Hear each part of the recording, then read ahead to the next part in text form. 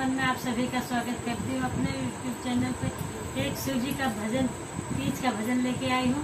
अगर आप लोग को वीडियो अच्छा लगे तो मेरे वीडियो को लाइक करें, चैनल को सब्सक्राइब करें और कमेंट में बताइए कि हमारा ये गीत कैसे लगा आप सबको। और आप लोग को तीज की हार्दिक शुभकामनाएं। धन्यवाद।